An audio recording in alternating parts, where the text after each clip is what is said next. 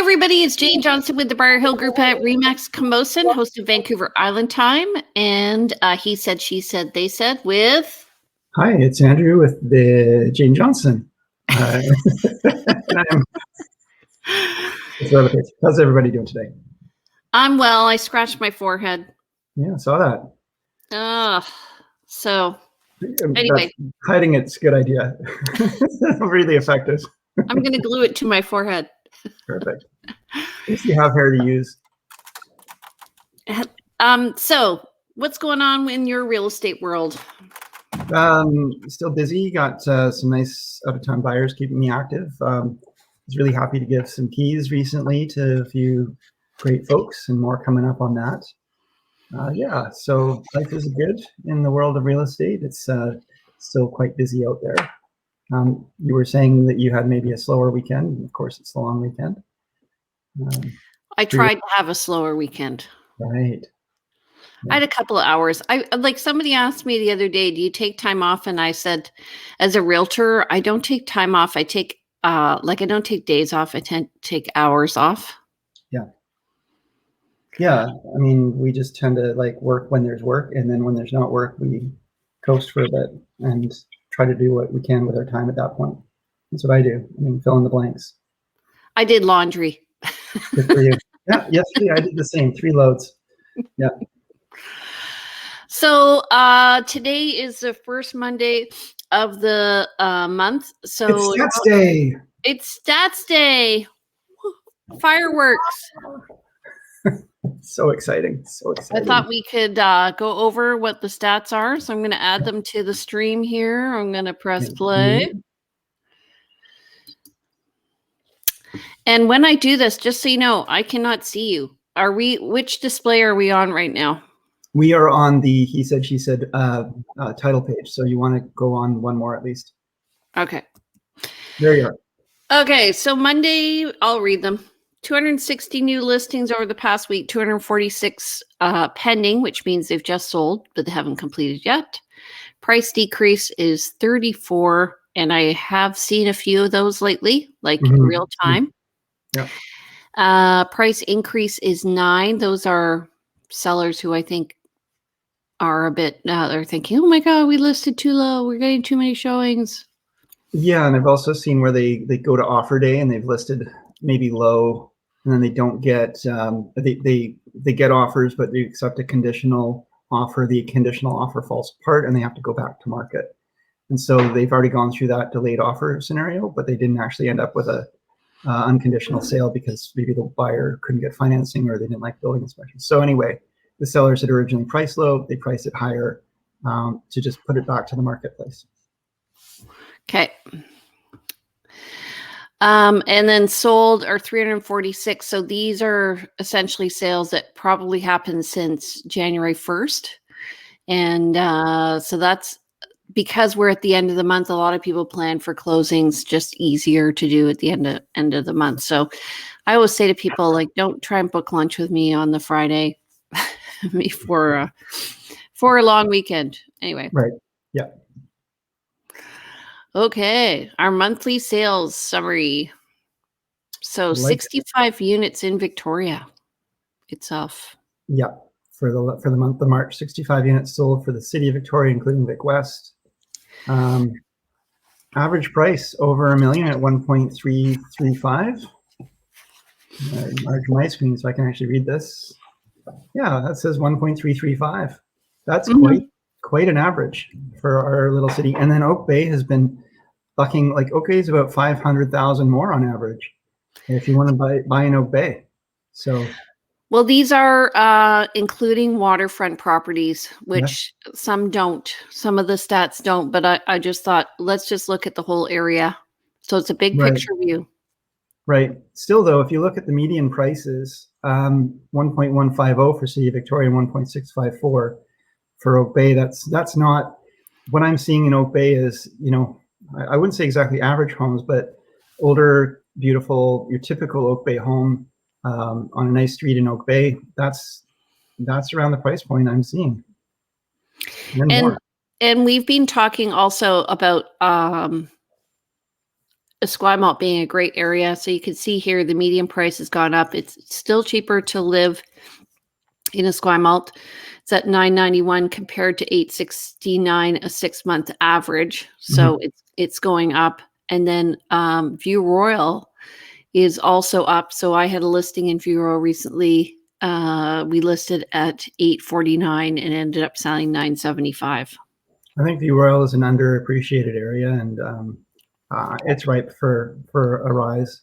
It's in between, geographically, it's in between the city of Victoria and the West Shore, where Langford Colwood is, and those are booming areas as well. So as all these areas increase, I think View Royal, which has some beautiful waterfront and some mix of areas, should do really well. So Saanich East is our biggest area geographically and busiest area.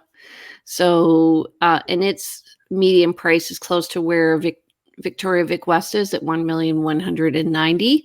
What do you mean by busiest area? Then there are 119 units sold there compared to Saanich East. Sorry, I was thinking you said Central Saanich. Pardon me. Okay. That's okay. You asked that very politely. Appreciate it. Saanich West is more rural, and so acreages. Median price there is $925. I always find it interesting to look at average versus median. So the average will tell us if there are many high or lower end properties. The median is the middle property. Central Saanich. Do you do a lot of business there? I've been doing more business there. I've got a listing coming up out that way. I like Central Saanich. I think it's in terms of options versus the West Shore, it's a little bit more rural still. It's got more ALR around it, so some larger properties. I think it's underappreciated. It doesn't have the center in terms of infrastructure that the West Shore does, but in terms of distance from Victoria and proximity to amenities of Victoria, it's a great option. Yeah, I just was working with some buyers who had originally come in. They wanted to live in the specific area of Saanich East, and they had their eyes set on Broadmead. And then we ended up finding them a place in Brentwood Bay, and they love it. And it's I think it's a really great area. I do think it will upgrade over time. I'm not going to say gentrify because I got called to the carpet for saying that, but I do think like the downtown Brentwood area could be improved upon, but I love it. I love that small town feeling there. Yeah, I think areas improve based on, the people that move into it and the communities that grow from them. And so as we find that people move to certain areas partly because of price point, but also because of they like the area. If more money goes into that area, more infrastructure and different shops and restaurants and so forth. So kind of create your own thing. And Metchosin and Highlands are both low rural areas. Right now, I think there's only 4 active listings in Metchosin, and we've had 7 sales over the past month, and 4 in the Highlands. Interesting, the difference in price between Highlands and Metchosin. I guess that's because Metchosin has more waterfront. Well, has waterfront. The Highlands has waterfront lakes, I guess, but a waterfront ocean in Metchosin and some larger properties there. But they're similar in terms of, I guess, climate. Would you say? Well, I live out in Metchosin. I would say it has more arable land and it's more open than the Highlands. Highlands is more. It got more trees and there are lakes, so waterfront is different up there. Yeah. It's called the Highlands for a reason. It's a little bit higher up, but it's in between a lot of centers, and yet to get in and out of the Highlands and Metchosin means a lot of windy roads and so on. Yeah, and one of 2 roads in both cases, right? Yeah. So Souk has been doing really well. They're at 38 units last month at an average of $770. So if you're looking to save some money, Souk is the way to go. I used to teach out in Souk at Edward Milne. It has definitely changed in the 16 years since I was there. Yeah. And but I mean, I've been showing a lot of properties. I just helped a client buy a property out there. and we got an awesome deal. And actually, the price we ended up with $775. So Nice. right on the money. There you go. There you go. Yeah. So the chosen, the median price is $770. The average is $874, $772. At $770, that's, less than half the price of a house in Oak Bay. Different types of houses, of course, in Souk as well. Just so you know, you said Machosa, but you meant Souk. Okay. Thanks. Can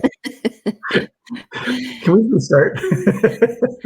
Okay, in Souk, true. So if you would pay literally half the price to go to Souk, and you would have a completely different lifestyle. It's very wild, and you have easy access to trails and stuff in Souk compared to Oak Bay. It's a different lifestyle.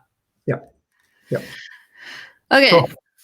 So condos, same thing. Median is on the right. Average is the second from the right there. So we're talking, relatively speaking, Victoria is interesting with a median price of $483. I think it's because they're more smaller condos compared to Vic West. I don't know. I'll just point out too, when we were going through the list of houses, and Saanich East had the most listings and sales because Saanich East is a larger geographical area. But you can see here that the city of Victoria, which obviously is a more dense area, has way more condos than the larger Saanich East area. So the numbers are inverted. It's just kind of interesting to note. Langford has a lot of condo activity as well. So if you're looking for a condo living, kind of looking into the sort of downtown core, maybe not so much Saanich East or West, although there's quite a few around the university, and then Langford. And it's interesting, there's like Colwood versus Langford really doesn't have that same infrastructure. Maybe that's because of septic versus sewer, would you say, or? Just it hasn't really developed. It's starting to. So there's going to be the Colwood Corners where there's condo projects going up, and then along Goldstream there's been some planned. Also beautiful. Yeah, and there's some beautiful ones coming and existing down by Woody's Esquimalt Lagoon, that is. Yeah, Two Waters development. Yeah. Actually, I was just going to go back to what you were saying about the numbers. So interestingly, 52 sales in Langford compared to 145 in Victoria for units sold. Average, though, is about the same, but so around 475 in Langford and 483 in Victoria. However, the average square footage is going to be higher in Langford. So you're going to get a 2-bedroom for 475, whereas you're going to get a studio or kind of like a bachelor in Victoria. A really good point, Jane. Yeah, that's a really good point. When you're looking at these, in all things being equal, the Victoria units tend to be smaller for the price. Yeah. It's also interesting seeing that Vic West, and Oak Bay, the difference in that median price, much, much higher over there in the Songhees or over in Oak Bay, where people are paying more. And generally they are larger units as well. So when I'm just thinking of the Bayview development, that's Vic West, and that area is what's garnering the higher prices because they have views. And it is a different lifestyle than Oak Bay. The Oak Bay condos tend to be low rises, 4 stories max. The Vic West ones tend to be, 12 stories plus, modern, very urban, shishi. It's yes. I think that's going to be the area to live in the future. Yeah, it's the what's the equivalent in Vancouver? It's kind of like the Ale Town. Granville Island. Granville Island, yeah, or Harbourfront in Toronto. Same thing. I think we should make a map of Victoria and make equivalent. Jane, this is a good project. Let's talk about this on the side. But who's going to do the work? You and I. We'll both do it. We'll put it out. We'll put it out to tender. Anybody want to help with this project? Okay, where are we at? Okay, so just looking single family condos and row townhouses compared to last month and last year. So single family homes, 552. This is like the big picture units sold. That's up 48% over last month and 102% over last year during the pandemic. Yeah. Which is still great, ongoing, Jane. which is still ongoing, but we've changed everything. Average price of 1.181 million, up 1.8% over last month, up almost 20% over last year. Yep. Yep. And we were looking, so average home price, Greater Victoria is 1.160. So we have passed that, but the median is still at 978 with 373 units last month. And then last year was 272. So we've definitely gone up. Okay. Condo. Who would have thought when the pandemic was, beginning to take impact and CMHC was predicting prices to go down by 18%, that we'd be actually up 20% the next year? What was the first thing you did when the pandemic hit? Oh, bought toilet paper, of course. We have a bag of toilet paper in our bathroom. Still, not toilet paper, of toilet rolls. And I've been putting them all in there over the year. I should take a picture of it. It's funny for fire starters. Okay. 574. Sorry, condos 377, up 300% from last month and up 111% from last year. Yeah. Crazy. And so our prediction that the condo market would rebound has happened. Absolutely. Yeah.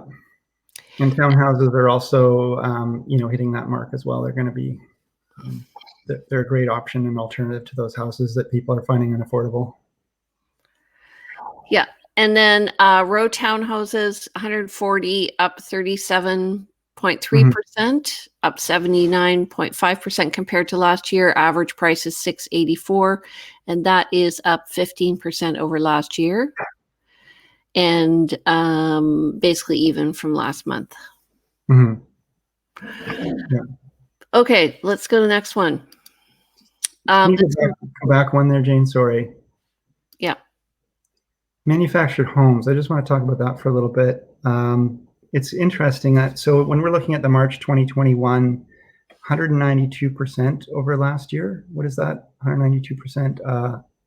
That's average price. Average price? It's not gone up 200%. Where's our average price? Oh, average price 299, or median 299 versus. Oh, sorry.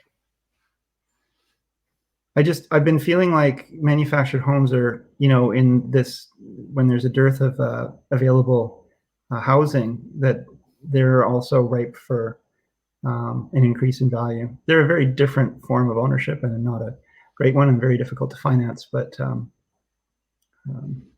you often get elderly people with cash buying those.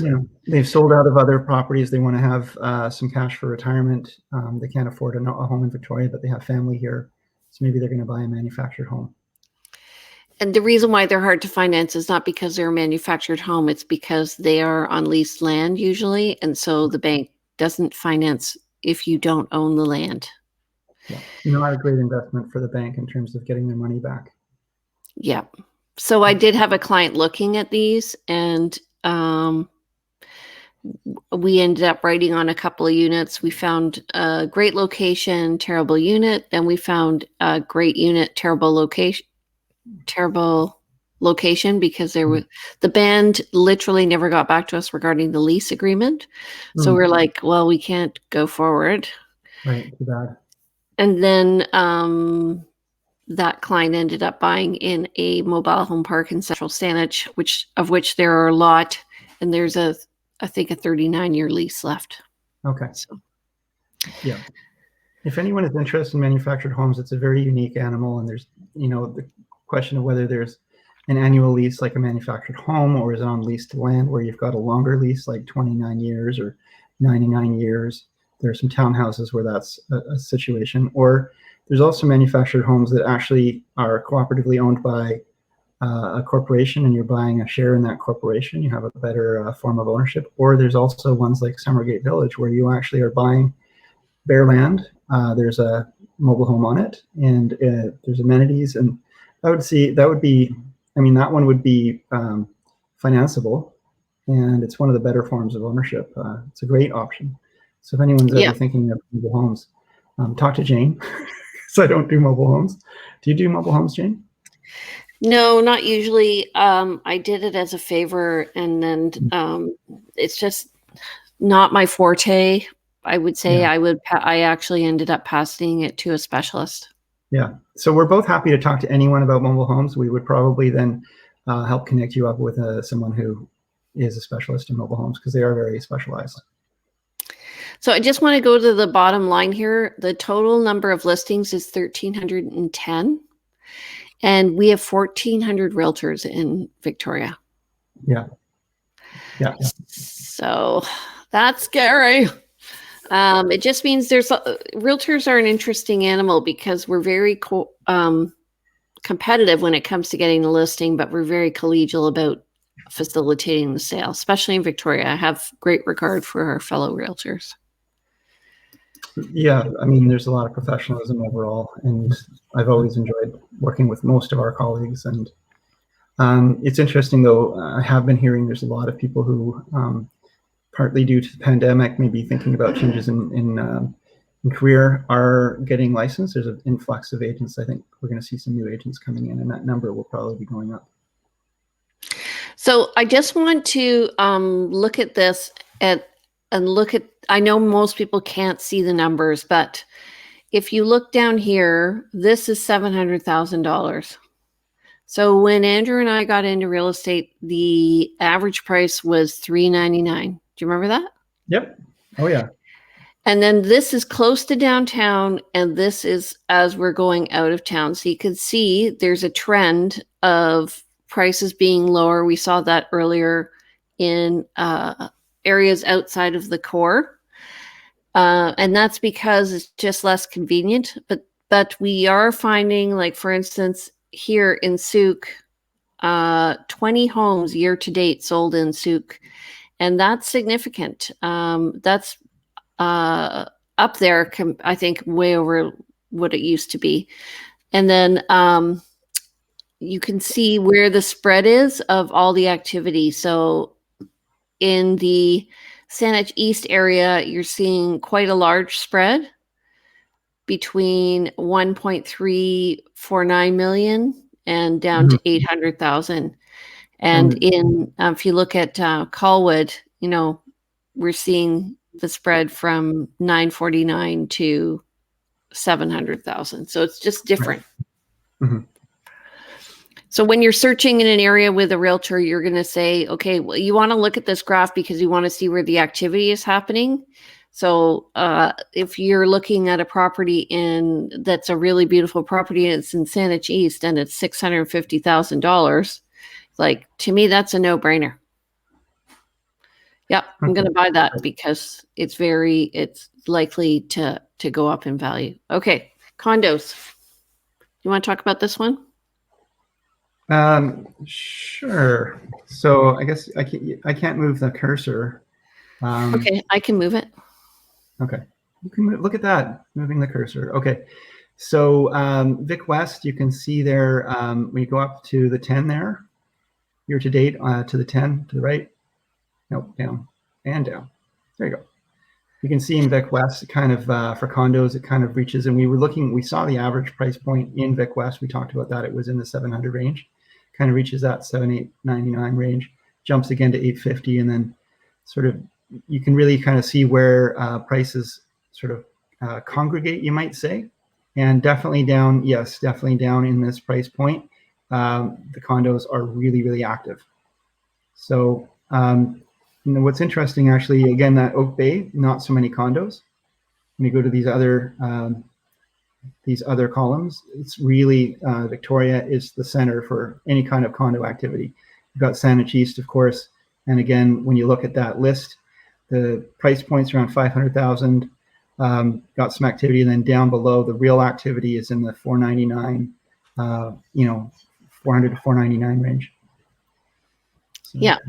And same thing in Langford, what you were saying earlier. We're just seeing where the numbers are exactly.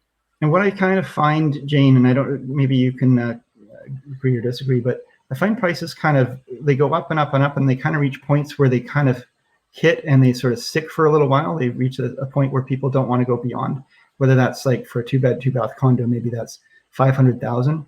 And so it creates this lag, and there's a little bit of, once the pressure gets high enough, then it sort of jumps to maybe the next threshold of 550 or 600. But you'll find these price thresholds like around $1 million for single family homes. For condos, maybe it's around 500 or 750,000, and people kind of stick there for a little bit. They're kind of like, this is the new normal, and then it'll just jump beyond that. What do you think, Jane? I totally agree. And when I do a market analysis with somebody, I look at, I actually sort by price, and we can see where the activity and the listings are. So we can see list to sale. So for instance, if I were looking at this with a client right now, and let's say we're looking at Vic West, and they're looking at a 2-bedroom condo, we look at all 2-bedroom, 2-bath condos, and then we can see on the left there, here, let's say there's a lot less activity over the 575 range. So when we're looking at pricing the condo, we're going to be very strategic in finding the gap, which is what you're talking about. Where's the gap where there's no activity happening, and we want to price it kind of at the low end there. That's my strategy. Yeah. You want to see where the buyers are actually, where are they topping out? What's their limit? Okay. Single family homes. So we peaked in January, which is very unusual. I don't think I've ever seen that happen. No, but we had a drop in December, which is normal, which is pretty typical. But you can see too that if you kind of average out that line, they kind of balance each other out, you might say. Yeah, if we look at the trend in the line, it's just it's basically from July of 2019. It's gone up from $850,000 to now over $1,150,000. And we were talking about that before, how it was hovering here in the middle here. Remember, around $1 million. And we're like, when it's gonna go, and it did. Yeah, and it's like that. What I was just saying, there's that pressure on the market. It sort of reaches that point where it won't go beyond, but once it does, then there's a new reality, and people now get used to that new reality. They're willing to pay more. It's kind of like gas prices. Yeah, fair enough.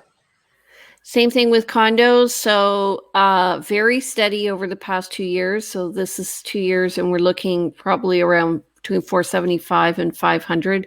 And then it's popped up over to 550. So up 10%. Yeah. And it's, you can see where the average has been, and you can see, and it's been pretty consistent. And we are now starting to create a new normal for condos, whereas it was harder to get up above that before. So I was reading economics, BC economics, and they were predicting that there'll be a lull in about 2 years. A lull in condo activity? A lull in what? Real estate in general. Okay. So they say on average people buy every 5 to 7 years, or what's the number you've heard of? Heard varying numbers. I've heard 2.5 years, so I don't know. On average, 2.5 years? Yeah, and I do know some people who do. I know some people who do, but I wouldn't say they're on the average. But sure, I mean, whatever that number is, and now I've forgotten my point. Well, that there's a natural fluctuation. There's a natural fluctuation, but we've seen a lot of activity lately.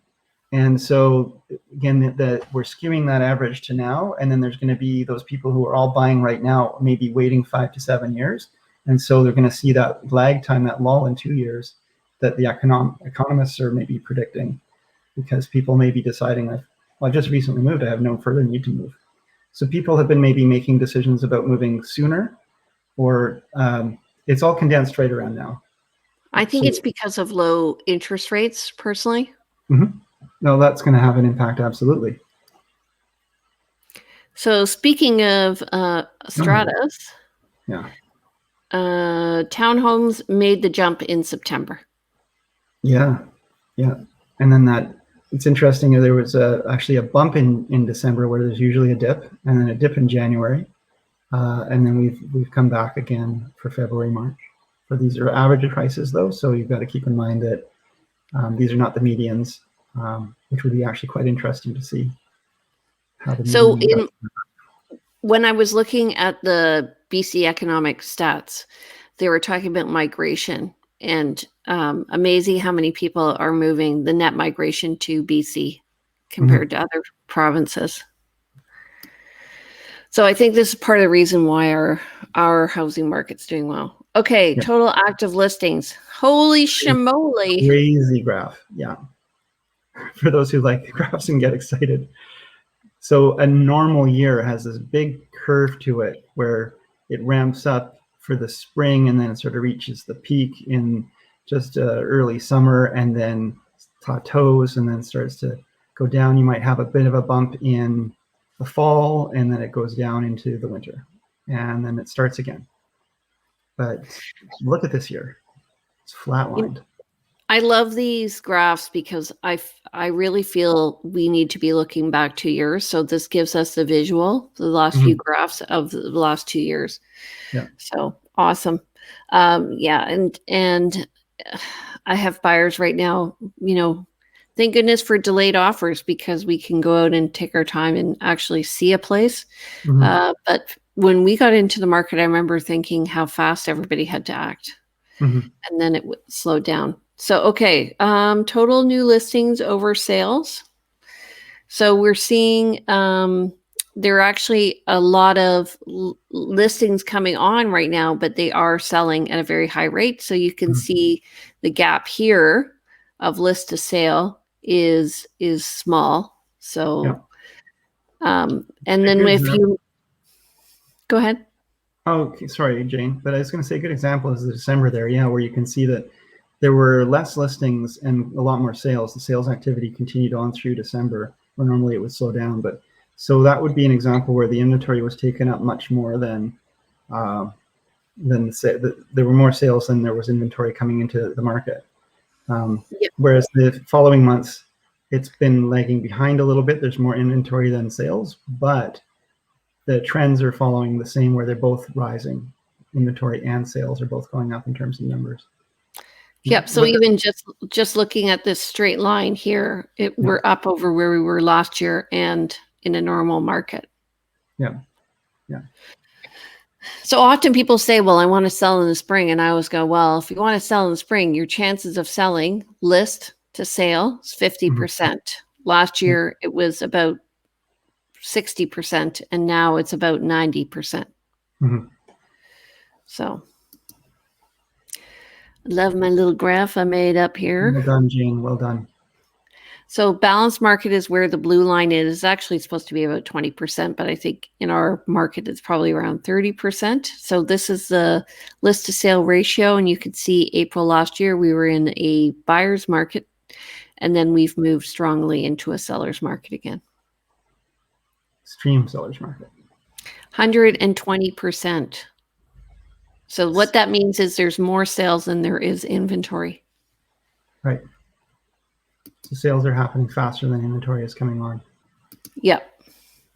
Okay, so year over year changes in each region. Gulf Islands are up 5.8%, and I know other people who are looking at living on islands. North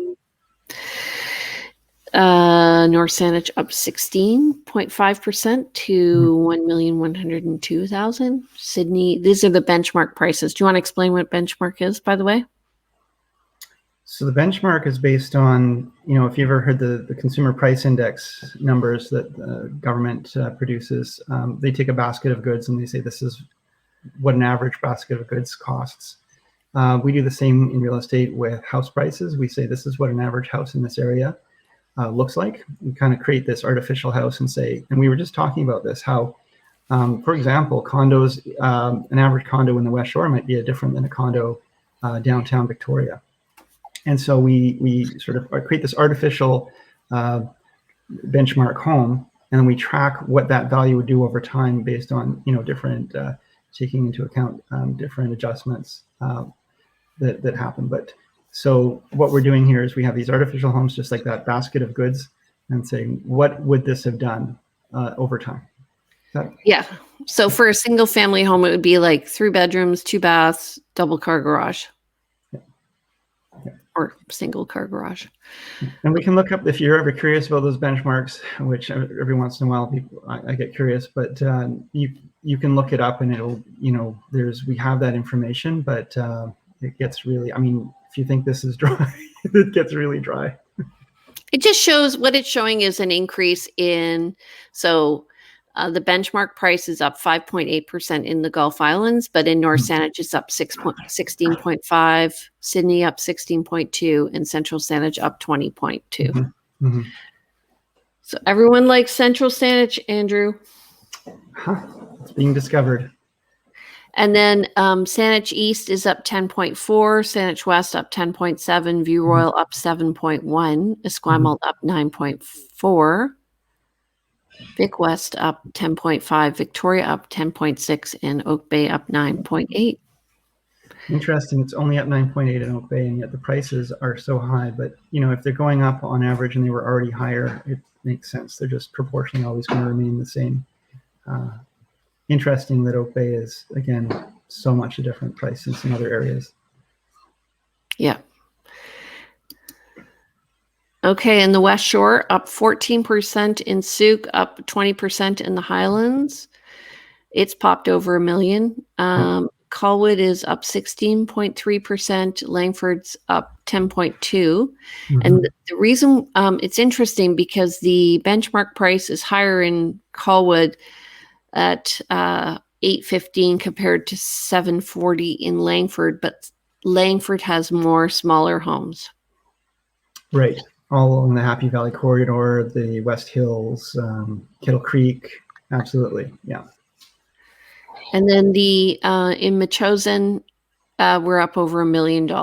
So the sweet spot in Metchosin for a long time was around $950. Yeah, there's some beautiful properties and acreages in Metchosin, and I think it's ripe for a good future price increases. Okay, so what's your prediction for the future? Yeah. In general? Well, I do feel like we're going to see a lot of inventory coming on soon. I know I've got a number of listings coming up in the next few weeks to the next month. We're seeing a lot of realtors coming into the marketplace as new realtors. They're going to probably try to create. They will be out there pounding the pavement, trying to create new business. We're going to see an increase in activity. I think that will increase. I do feel like realtors sometimes have a pet theory that realtors sometimes affect the market themselves based on how exhausted they are or how keen they are. And so with a bunch of new agents coming in, I think we're going to see some changes. Where are you going, Jane? Okay, fine. I'm tired. Okay. Well, what do you think is going to happen, Jane? I totally agree with what you're saying, actually. Okay. And I can't foresee the market slowing down with low inventory right now. It's just so busy. Right. That being said, what'll happen is once people start listing higher, exactly what you were saying, and they reach that cusp, which is the next level, that's when people will be going, you know what? I don't have the nerve for this. So agents will have to be really sensitive on pricing, I think. Yeah, we've seen this in past markets where buyers tap out. They just say, that's it, I'm done. I'm going to wait and see if the market, and they're not always seeing what we're seeing, or they are seeing what we're seeing, but hope springs eternal. And I've not seen really a market crash in Victoria, but there's a lot of people who will say, you know what, prices are nuts. I feel like interest rates are going to go up and people won't be able to afford the homes. They'll have to leave the homes, and we're going to see this big housing market crash. And so I'm going to tap out and I'm going to wait a few years, and then I'll come back when I've saved up some more money and prices are better. And I don't find prices tend to get better. I find that, if you can afford to buy, the best time to buy is when you can afford to buy. The people I've seen do well are the people who have bought and held. over the years. But that being said, the reality is that's not what most buyers do when we start to see the market change. Is they say, I'm tired of this. I'm going to opt out and I'm going to wait. And the market does slow down, but it doesn't. It tends to plateau at that point. You're now in the past while, I think it maybe has gone down 10%, but then it just rebounds up higher, Yeah. like we saw, over the past 2 years. So, Yeah. and I literally am working with people who are being priced out of the market as we are buying. Yeah. And so I always say, like, if you're going to do a preemptive or a bully offer, if the list price is here and you want to do a preemptive offer, the seller is saying delayed offers because they want a higher price. So to come in lower, or even at asking, you're not going to get the bully offer. To come in a little higher, it's going to happen. And so, I mean, it's hard for everybody right now. It's hard. This is where experience does make a big difference. I found that when a newer agent is managing a multiple offer situation, they're not always sure how to do it. They don't always know how to handle an offer that comes in advance, and they may just not, unfortunately, give their clients the best advice around maybe they should wait.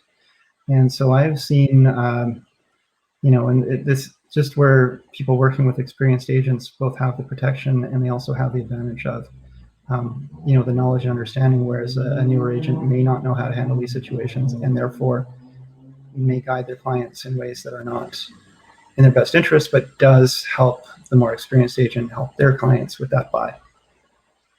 So I had a multiple offer situation last week, and so agents were calling me up and they're like, "Hey, are you the type of agents who handles multiple offers this way or that way?" So, and like sometimes, 6 offers come in and the agent just goes, "Let's just pick the best offer." And then they go with that. And so everyone else is like, what's going on? Mm-hmm. Or they'll go back to the top. Like if there's 2 offers that are significantly the same, you can go back and ask them to improve their offer. The problem is you might lose the buyer. Yeah. So I tend to present the offers in the order they were received. So I'm not providing any kind of favoritism. I don't want to, generally speaking, we will discuss, and I will certainly, if asked, and I'll certainly have an idea of which one, and I'll explain maybe why some offers are, more compelling than others for certain reasons that the sellers should be aware of. But the sellers make that decision, and I don't want to be like, here's your best offer, and then here's the rest of them, And I think some agents may do that. They might just say, look at this great offer, but really, in fairness to our colleagues, even, in the order they come in, if you present them, then you're not creating that, any kind of conflicts. We do that too. We forward them in the order in which they come in, but then I also create a spreadsheet which just shows them all in one.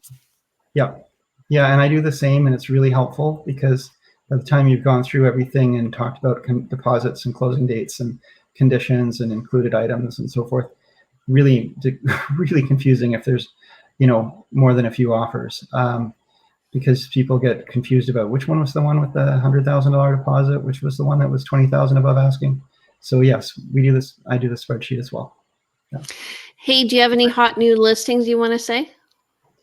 I've got a new listing coming up top of Bear Mountain in the next couple of weeks, overlooking the 18th fairway. Price is yet to be determined. Around one. Is it a house? It's a house. Yeah, it's a beautiful house. Main level living. So if you've got folks who are looking for master on the main, big beautiful decks, gas applying. You've got gas hookups and everything. Really beautiful home, 2-car garage.